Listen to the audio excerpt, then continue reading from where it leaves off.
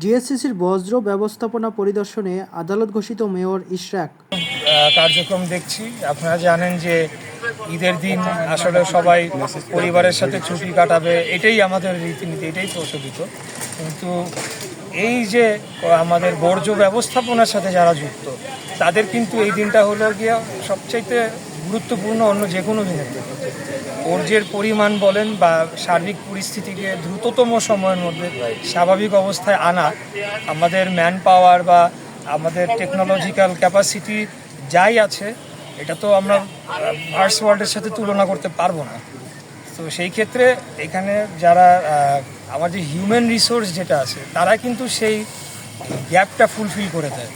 তো এটার জন্য আমি বলবো যে নগরবাসীর পক্ষ থেকে তাদেরকে আন্তরিকভাবে ধন্যবাদ তো অবশ্যই জানানো উচিত, এবং বিশেষ কিছু করা যায় কি না, তাদেরকে পুরস্কৃত করা যায় কি না, এই বিষয়টাও হয়তো বা ভেবে দেখা উচিত। আমরা যে উত্তরের থেকে যদি দক্ষিণ সিটি খুব দ্রুত এবং আজকের ভিতরে ময়লা বা শহরের যে বজ্র আছে সেটা যদি নিষ্কাশন করতে পারে, তাহলে কি আসলেই যারা আছে কার্যক্রমটা করছে তাদের কি কোনো পুরস্কার আপনার তরফ থেকে ঘোষণা করবেন? এইটা তো আপনি তুললেন, এই উত্তরের থেকে দক্ষিণ দ্রুততম সময় হয়েছে কি না, দ্রুততর, সেটা আসলে আমার জানা নেই, কারণ আমি সকাল থেকে দক্ষিণে বিভিন্ন স্পট ঘুরছি। আমরা উত্তরের সাথে তুলনা করার সুযোগটা আমার হয়নি। আপনি সাংবাদিক মানুষ আরও ভালো বলতে পারবেন। তবে এখানে এই ধরনের কম্পিটিশন, এটা খেলার ছলেও করা যেতে পারে, বাট এটাকে আসলে প্রফেশনালিজমের জায়গা থেকে এখানে এই ধরনের জিনিস ইন্ট্রোডিউস না করাটাই ভালো বলে আমি মনে করি সবাই এখানে অত্যন্ত আন্তরিকতার সাথে, নিষ্ঠার সাথে কিন্তু তাদের কার্যক্রমটা করছে। এখানে পরিচ্ছন্ন কর্মীরাও রয়েছেন, কনজারভেন্সি অফিসাররাও রয়েছেন, অন্যান্য ডিপার্টমেন্টের পরিবহন রয়েছে, যান্ত্রিক রয়েছে, অন্যান্য ডিপার্টমেন্টের সবাই, এবং নগর ভবনেও কিন্তু এটা মনিটরিং হচ্ছে। তো সবাই সিটি কর্পোরেশনে তারা আন্তরিকভাবে কাজ করছে, এটার জন্য আমরা তাদেরকে ধন্যবাদ জানাতে চাই। ওনাদেরকে বেশি করে জানাতে চাই, কারণ ওনারা ফিল্ডে থেকে যে সবচেয়ে কষ্টকর কাজটা সেটা করছে। এবং যেটা বললাম যে আমাদের তো টেকনোলজিক্যাল ক্যাপাসিটিও কম আছে, এবং পর্যাপ্ত যে আমাদের জনসংখ্যা অনুপাতে যে ধরনের যে সংখ্যক আমাদের পরিচ্ছন্ন কর্মী থাকা দরকার, সেটা তো নেই। এটা দীর্ঘ আজকে থেকে না, বহু লম্বা সময় ধরে, এটা আমরা সকলেই জানি। তো এই গ্যাপটা তো ওনারা ফুলফিল করে দিচ্ছেন আমাদের।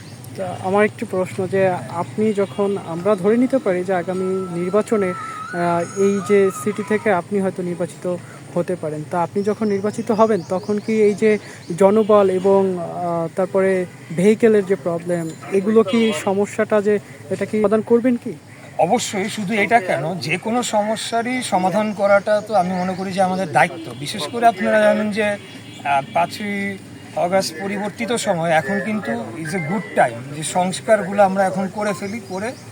বিশেষ করে আমি মনে করি স্থানীয় সরকারের ব্যাপক সংস্কারের প্রয়োজন হয়েছে। এটাই কিন্তু এবার আমার এই কেসটার মধ্যে দিয়ে প্রমাণিত হয়ে গেল যে সাংবিধানিক প্রতিষ্ঠান, যাকে সর্বোচ্চ ক্ষমতা দেওয়া হয়েছে, ইলেকশন কমিশন, তারা নিরুপায়। তারা এটুকু বলতে বাধ্য হচ্ছে, আমরা তো করে দিয়েছি, আর কিছু করার নেই। অ্যাপিলেট ডিভিশন, মানে পূর্ণাঙ্গ বেঞ্চ, তারা এটা নিয়ে মন্তব্য দিলেন এবং এম্পাওয়ার করে দিলেন আবারও নির্বাচন কমিশনকে। তারপরেও নির্বাহী বিভাগ এখানে বাধাগ্রস্ত করছে। তো এইভাবে তো এটা কিভাবে স্থানীয় সরকার হলো? এটা তো হইল না। তাহলে কি এই সংস্কারগুলো এটা হলো কাঠামোগত সংস্কারের কথা বলছি। আর আপনি যেটা বললেন, এটা পার্টিকুলারলি ঢাকা সাউথ সিটির যে আপনার যে সমস্যাগুলো আপনি পার্টিকুলারলি বললেন, এগুলো তো প্রতিনিয়ত আসবেই, সমস্যা আসতেই থাকবে, আমরা এটার সমাধান করতেই থাকবো। আমাদের নতুন নতুন টেকনোলজি আসবে, ফেজ আউট করে দিতে হবে, এই কাজগুলো তো চলমান রাখতে হবে সংস্কার, বাট কাঠামোগত সংস্কারটা বেশি জরুরি। Thank you.